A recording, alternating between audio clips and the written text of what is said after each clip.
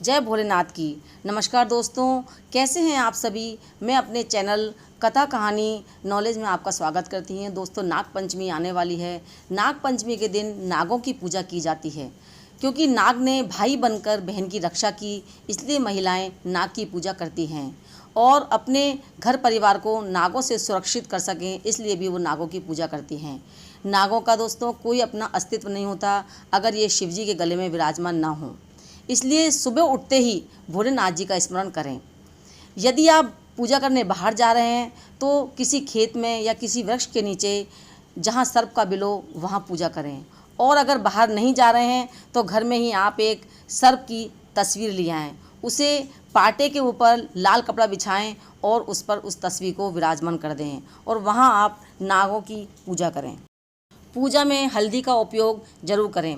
हल्दी ना हो तो रोली, चावल, फूल चढ़ाएं और एक दिन पहले चने, मूंग या मोठ को भिगो दें, उसे भी पूजा में रखें। खील, बताशे और कच्चा दूध अर्पित करें। यदि कोई सपेरा सांप लेकर आ जाए तो उसे सपेरे से कहकर दूध पिलवा दें। और प्रसाद के लिए आप खीर व मीठी सेवई भी बना सकते हैं। पूजा करने के बाद आप आरती करें। आप पूजा के लिए खीर व मीठी सेवई भी बना सकती हैं। नागों की पूजा करने के बाद आप आरती करें और कहानी सुनें। तो वो कहानी जो नाग पंचमी के दिन सुनी जाती है उसे मैं आपको सुना रही हूँ, लेकिन उससे पहले अगर आप मेरी वीडियो पर नए हैं तो आप इसे चैनल को सब्सक्राइब करें और बेल बटन को प्रेस करना ना भूलें। तो सुनते हैं कहानी। एक साहूकार था, उसके 7 बेटे और 7 बहुएं थी। 6 बहुओं के तो पियर था, लेकिन 7वीं बहू के पियर में कोई नहीं था। जब वो गर्भवती हुई तो उसके पीहर से जो 7वें 8वें महीने में गोद भराई की रस्म होती है तब घेवर आते हैं, लेकिन उसके पीहर से घेवर नहीं आ सके क्योंकि पीहर में कोई नहीं था। तो उसको घेवर खाने की बहुत इच्छा हो रही थी। उनके घर में घेवर रखा हुआ था, लेकिन सास की डर की वजह से उसने घर में घेवर नहीं खाया और पानी भरने जब गई तो घेवर को अपने साथ ले गई। उसने उस घेवर को एक पेड़ के नीचे रख दिया और सोचा कि जब मैं पानी भर कर आऊँगी तब इस घेवर को खा लूँगी। जब वो पानी भर के आई तो देखा कि वो घेवर वहाँ नहीं था। पेड़ के पास ही एक बिल था, उसमें एक नागिन रहती थी, वो भी गर्भवती थी। घेवर देखकर नागिन की बहुत इच्छा हुई कि मैं घेवर खा लूँ। उसने घेवर को खा लिया। नागिन ने सोचा कि अगर साहूकार की बहू मुझे गाली नहीं देगी तो मैं उसे पीहर वासा दूंगी, और अगर वो मुझे गाली देगी तो उसे काट जाऊंगी। जब साहूकार की बहू वहाँ आई तो उसने देखा कि वहाँ घेवर नहीं था। उसने सोचा कि कोई मेरे जैसी होगी, वो खा गई होगी, कोई बात नहीं। ये सुनकर नागिन बहुत खुश हुई और वो फिर अपने घर आई। नागिन ने अपने बच्चों से कहा कि जाओ तुम साहूकार के यहाँ और उनकी बहू को, छोटी छोटी बहू को ले आओ। नागिन के बच्चे इंसान बनकर साहूकार के घर आए। साहूकार की पत्नी से कहा कि हमारी बहन को हम लेने आए हैं तो आप भेज दीजिए। सास ने कहा इतने दिन से आप लोग कहाँ थे, पहले तो आप कभी आए नहीं और ना ही हमारी बहू ने आप लोगों का जिक्र किया। तब वो नागिन के बेटे बोले कि हमारी बहन भी हमें नहीं पहचानती, क्योंकि जब उसका जन्म हुआ था तब हम नानी के यहाँ थे और जब हमारी बहन की शादी हुई तब हम कमाने परदेश गए थे। तो नागिन के बेटे बहन की सास और जिठानी के लिए बहुत सारे गहने कपड़े लेकर आए थे। वो सब देखकर सास बहुत खुश हुई और सास ने अपनी बहू को भेज दिया।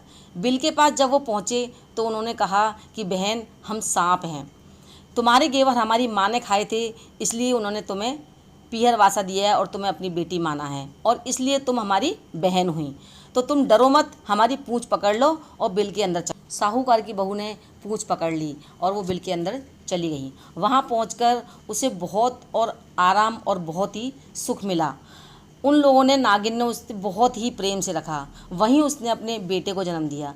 जब उसका बेटा थोड़ा बड़ा हो गया तब की बात है, पड़ोसन सब जगह एक जैसी होती है, वहाँ भी एक पड़ोसन ने साहूकार की बहू को भड़का दिया कि तेरी माँ की इतनी लाडली है तो हमेशा तेरी माँ ही उन सांपों को दूध क्यों पिलाती है, तू उनसे कहना कि आज दूध मैं पिलाऊंगी, तू भी तो दूध पिला सकती है।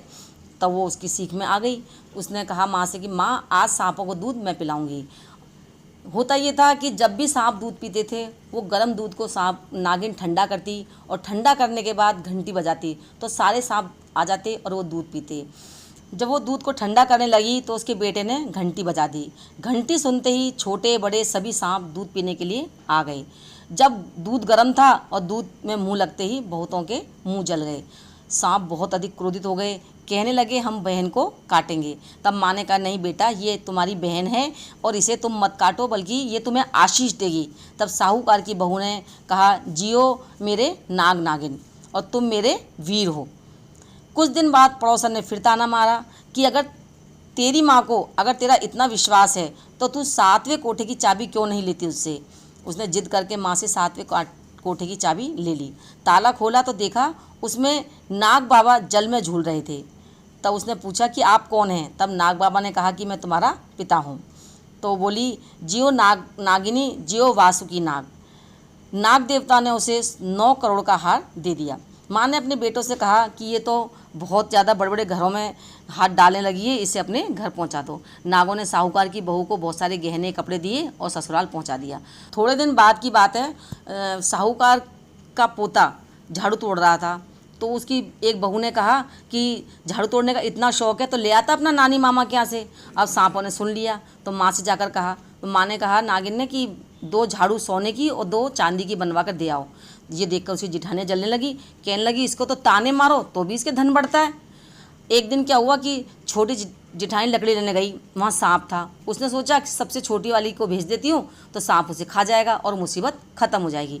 लेकिन जब छोटी बहू लकड़ी लेने गई तो सांप वहाँ बैठा था। बोली भैया राम राम। सांप ने झट से उसको बिछुए दे दिए।